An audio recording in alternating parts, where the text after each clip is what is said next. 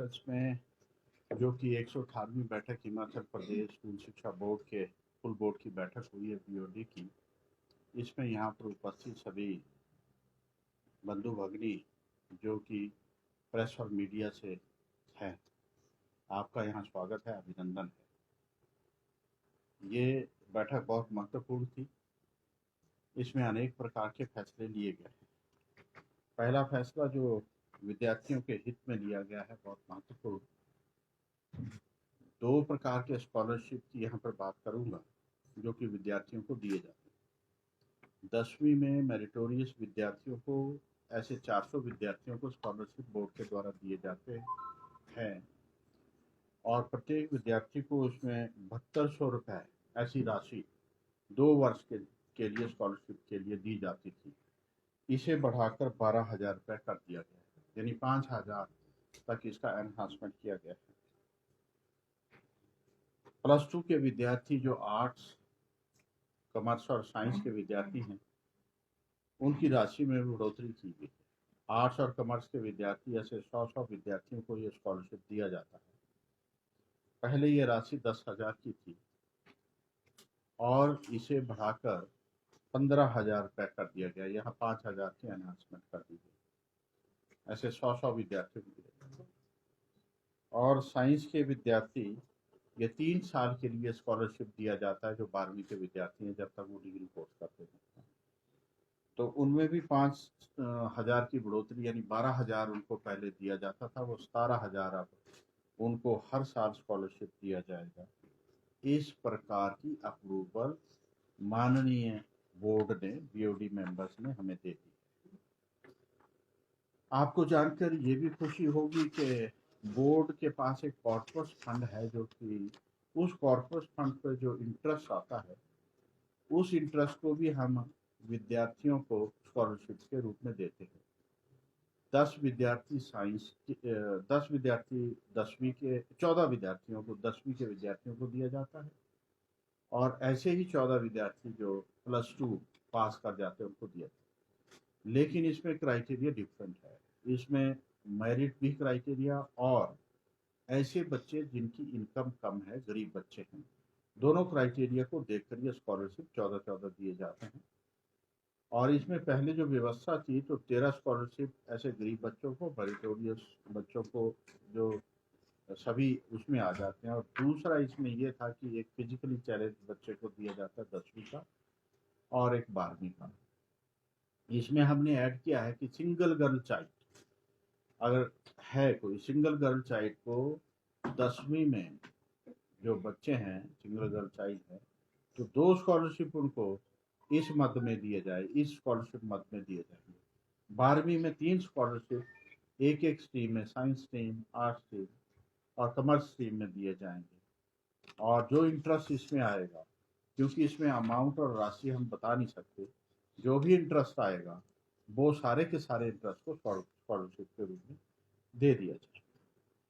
और महत्वपूर्ण फैसला एम्प्लॉइज के संदर्भ में किया है, जिसके लिए हम काफ़ी समय से प्रयास कर रहे थे। सरकार से भी इसकी अप्रूवल हमने ले ली है और यहाँ सर्विस कमेटी से अप्रूवल लेने के बाद फुल बोर्ड की इसमें परमिशन चाहिए होती थी।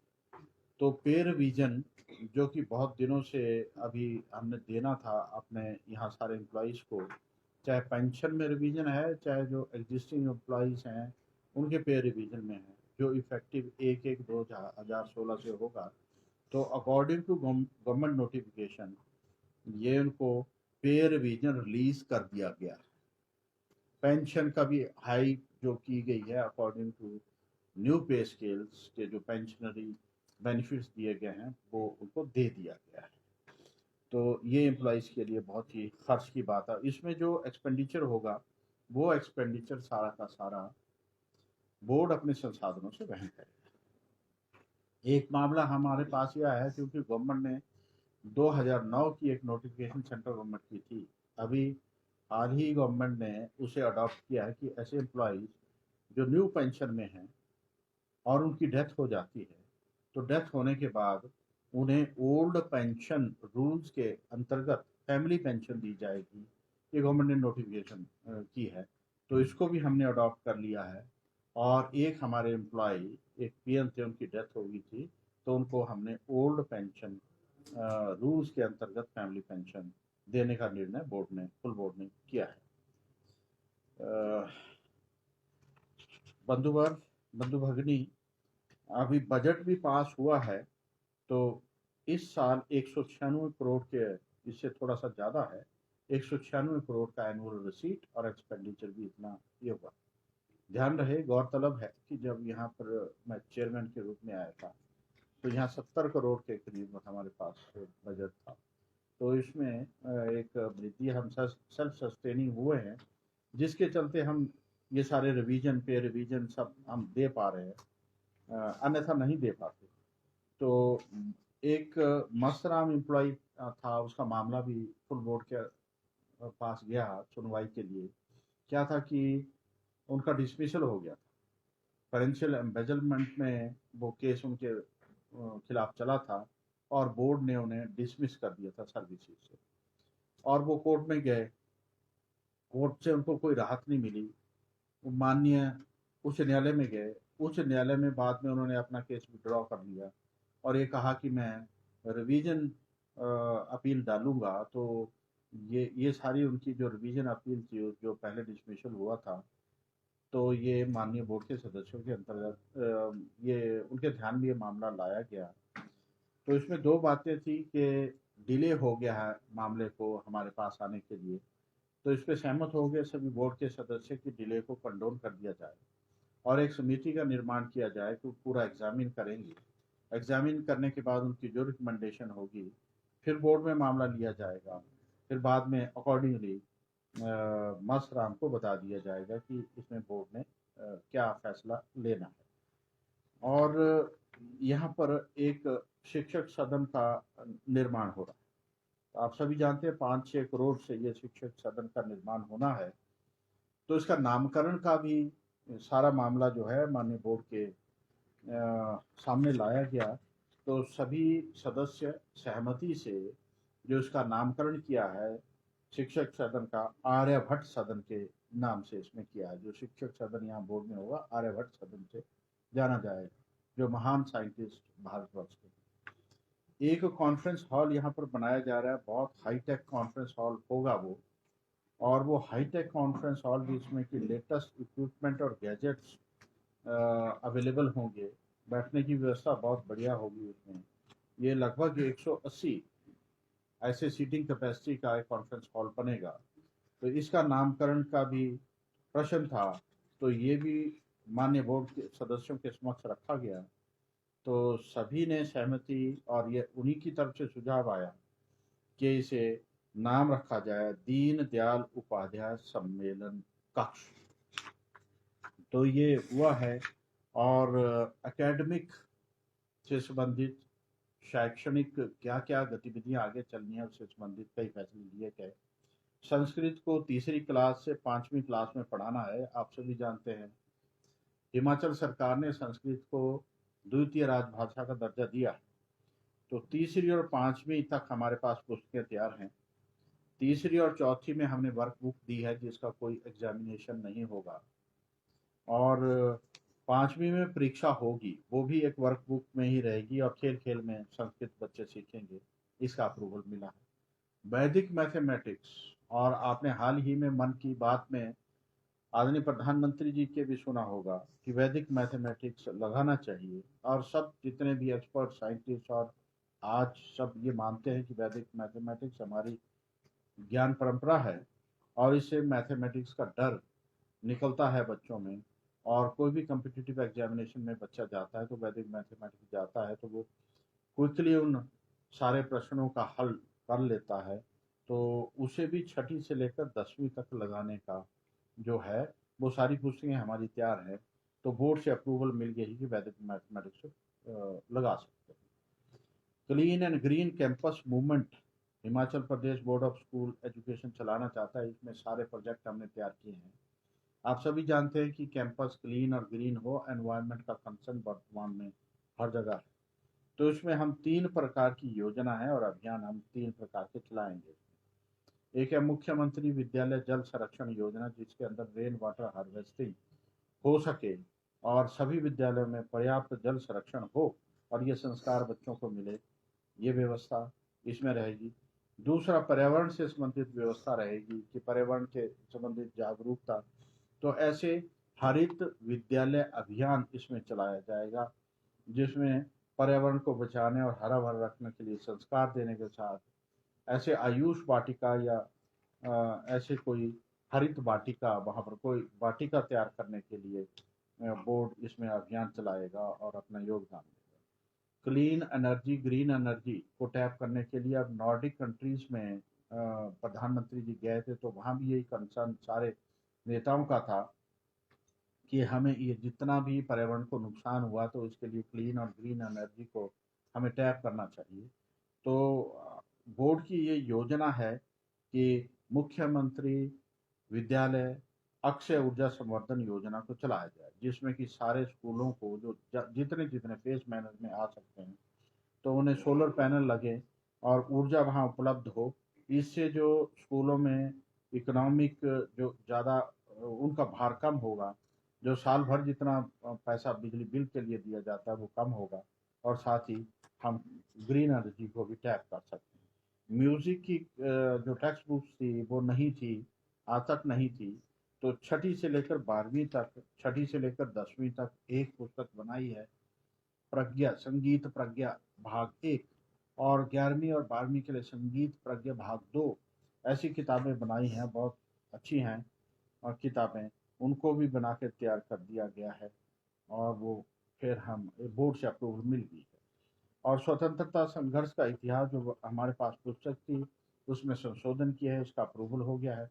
नैतिक शिक्षा एवं जीवन मूल्य, ये पुस्तक हमारी थी, उसमें भी संशोधन किया गया है, उसे और प्रैक्टिकल बनाया गया है। तो ये सारे, इसके अलावा और भी निर्णय हमने किए हैं, लेकिन ये मुख्य निर्णय थे। और कुल गीत जो बनाया गया है उसको भी अप्रूवल मिल गई है। और ये सारे मामले जो एकेडमिक के मामले मैंने आपके सामने बताए, और कुल गीत और प्रेयर जो हैं ये सरकार के समक्ष रखे जाएंगे और उसके बाद अंतिम निर्णय सरकार को लेना है और फिर ये स्कूली व्यवस्था में विधिवत ये प्रारंभ हो सकते हैं। एक और महत्वपूर्ण बात कि अभी तक जो बैग फ्री डे होता है, बैग फ्री डे के ऊपर कोई भी एक्टिविटीज़ ऐसी चिन्हित नहीं थी कि कौन सी एक्टिविटी स्कूलों में होनी चाहिए। तो हमने पूरा आइटनरी उसका बना दिया है, किस काल में कौन सी गतिविधि स्कूल में होनी चाहिए। बहुत ही बैलेंस और बहुत ही अच्छा, वो जिससे कि बच्चे की पर्सनैलिटी में वो ये उत्थान कर सकती है उसका, ऐसे सारे बिंदु उसमें रखे हैं। तो इस प्रकार के हमने बनाया है और ये अब सरकार की अप्रूवल के लिए और सरकार से डिस्कस करेंगे और फाइनली ये स्कूलों में ये सारी गतिविधि, आप सभी जानते हैं कि नई शिक्षा नीति में गतिविधि आधार पर शिक्षा देने की बात कही गई है। तो हम गतिविधियों को ज़्यादा बढ़ाने का प्रयास के माध्यम से करेंगे।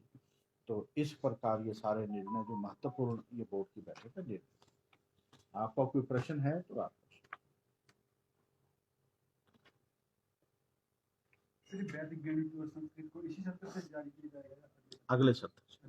हाँ, तो इस सत्र अभी सरकार से बातचीत जो अभी सत्र चल पड़ा है, कोविड की वजह से थोड़ा ये इसमें परेशानी हुई, क्योंकि कोविड की वजह हम तो ऐसा चाहते थे कि इसी सत्र से स्टार्ट करें, तो फिर ऐसे बैठकों का दौर शुरू नहीं हुआ और बातचीत नहीं हुई। एक्सपर्ट से भी जो बन के मटेरियल आया तो उसको हमने कई बार रिवाइज करवाया है कि इसको थोड़ा सा आसान भी रखें और किस प्रकार से हो सकता है।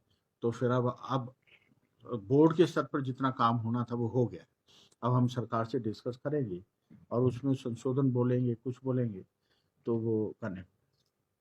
छात्रों को जो छात्रवृत्ति का मामला है, इसमें कौन से छात्रों को जो दिया जाता है? हाँ, बोर्ड की ओर से जो 2 छात्रवृत्ति में पहले 10वीं और 12वीं के बच्चों ये मेरिट के आधार पर दिया जाता है। जो पहले जो मेरिट में आते हैं बच्चे उनको, ऐसे 400 छात्राएं जो है वो 10वीं की हैं और 100 हैं वो आर्ट्स, कॉमर्स और साइंस की। तो उनमें हमने 5-5 हजार रुपए की वृद्धि कर दी है। तो उसमें और जो एक और जो राधा कृष्णन छात्रवृत्ति जो दी जाती है, तो उसमें जो 14 छात्रवृत्तियां दी जाती हैं उसमें हमने 2 सिंगल गर्ल चाइल्ड की छात्रवृत्ति का प्रावधान बोर्ड ने सहमति दी है 10वीं में हो जाए। सिंगल गर्ल चाइल्ड का ऐसे 3 छात्रवृत्तियां आर्ट्स, कॉमर्स और साइंस में +2 में देनी, तो उसमें किए। और एम्प्लॉइज के सारे ये पेंशन और पे रिवीजन उसको दे दी।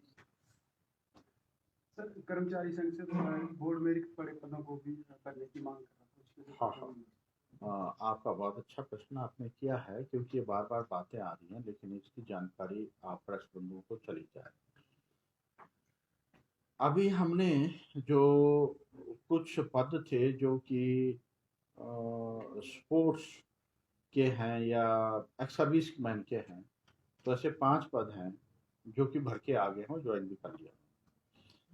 और 25 पद हमने मई 2021 को सबॉर्डिनेट सर्विस सिलेक्शन बोर्ड के लिए भेज दिए हैं। सरकार से हमने परमिशन ली थी 25 पद भरने की, 25 की मिली थी, तो इसलिए वो दे दिया। 2021 से, मई 2021 से कोई केस हो गया था हाई कोर्ट में, तो वो वहां पर आगे प्रोसेस बढ़ा नहीं है, लेकिन वो सारा सॉल्व हो गया है। तो मुझे लगता है 1-2 महीने में वो 25 ऐसे कर्मचारी और आने वाले हैं।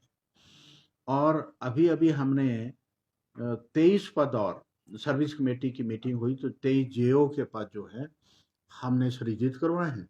तो हम, क्योंकि ये बोर्ड से अप्रूवल होनी थी, तो बोर्ड की अप्रूवल के बाद फिर हम उन्हें 23 पद को भी दोबारा भरने के लिए सबॉर्डिनेट सर्विस सिलेक्शन बोर्ड को भेज देंगे, क्योंकि बोर्ड के पास अपनी ताकत नहीं कि उनको स्वयं भरे। और एलडीआर में, एलडीआर का मतलब है उसमें क्लर्क बनते हैं जो पीएन है, तो पीएन की भर्ती की भी हमने एलडीआर में परमिशन ली, तो जो कि बहुत मुश्किल है मिलना इसको, तो सरकार ने दे दी है। और इसमें हमने 14 पद भरने हैं, तो 5 पद जो है वो बोर्ड जो है वो सीनियरिटी के आधार पर भरेगा, और 9 पद जो है सबॉर्डिनेट सिलेक्शन बोर्ड जो है उनका रिटन टेस्ट या टाइप टेस्ट कुछ लेगा, तो उसके बाद वो भरेंगे। तो उसके लिए भी फिर हमने 14 क्लर्क और आ जाएंगे। तो यहाँ पर कोई ऐसी कोई दिक्कत नहीं होगी कि यहाँ पर कोई कर्मचारियों की कोई कमी रहेगी। और हमें काफ़ी सिस्टम डिजिटलाइज कर दिया है। अब जब एग्जामिनेशन लेने की बात या रिजल्ट निकालने की बात है, तो उसमें जो हमने आउटसोर्स कुछ कंपनीज की हैं, ज़्यादा काम वहाँ पर है, इसलिए बाकी शिक्षकों से भी काम होता है, तो will be in a comfortable position to run. BOD ने सर इस मामले को सरकार के समक्ष स्टेप ओवर नहीं किया, उठाया नहीं कि जिस तरह बोर्ड एक स्वायत्त संस्था है, पहले बोर्ड दूसरे चाहे बैंक थे उनकी भर्ती भी करता था, अब बोर्ड अपने कर्मचारियों की यही भर्ती नहीं कर पा रहा है, इस मामले को बीओडी ने नहीं चर्चा की? हाँ हाँ, वो बीओडी में चर्चा करने से कोई निर्णय नहीं निकला, क्योंकि ये काउंसिल ऑफ मिनिस्टर ने डिसीजन लिया है, और काउंसिल ऑफ मिनिस्टर सुप्रीम है जो डिसीजन लिया, that is binding on all the departments as well as on the boards and on the autonomous bodies. ये है।